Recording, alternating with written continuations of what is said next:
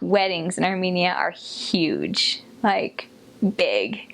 I'm talking, they start at the groom's house, they dance, like big party outside, balloons, they rent cars, and like decorate them with flowers and everything, and then everywhere they drive, they honk the whole way down the street. It's like beep, beep, beep, beep, beep, beep. So wherever you're at, you know there's a wedding coming.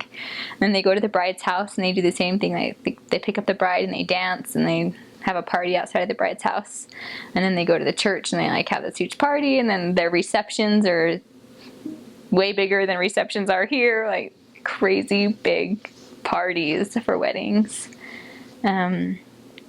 which was fun. It was fun, yeah, just fun.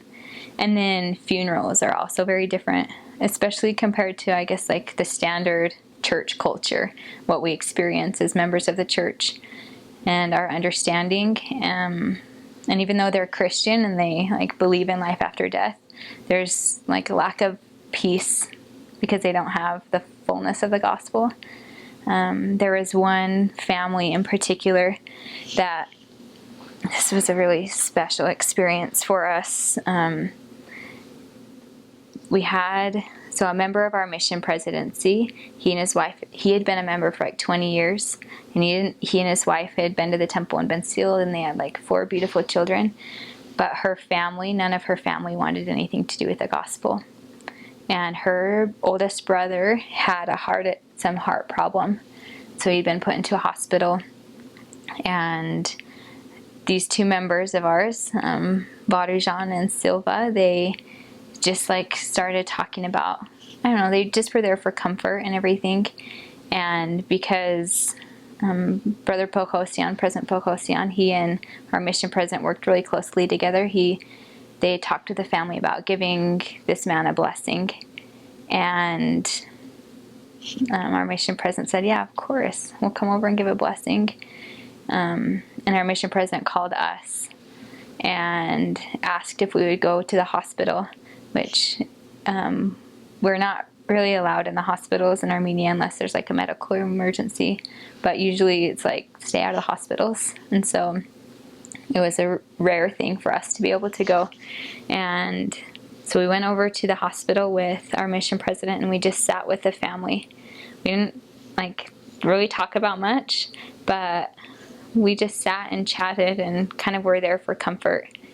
And then they gave this man a blessing, hoping, of course, that he would be healed, but knowing that whatever happened, like that would be the outcome. And in the process, they gave each of the family members a blessing as well. Our mission president did. And then a few days later, the man actually died, which was really hard on the family. But President Pokosian had offered to let them use the church, our church, for the funeral services. And so this family who's not a member of the church, they hold all of the services in the church there, and the viewing was so different. During the viewing, the mother and wife and kids just sat around and cried and cried and cried and wailed and just mourned in a way that we don't usually see here. Very almost theatrical is what it felt like, but you know that it was heartfelt for them because like that's what they do. But that was quite the experience to be a part of it. And we decided as missionaries, because my companion and I knew the family, that we would stay and support through everything. And the mission president told us like that'd be a good idea, and the other elders in our area as well in the ward. Because there were 6 of us missionaries, 2 sets of elders, and then us as sisters. We all were just there for the viewing and for the funeral the entire time, basically like to answer questions. And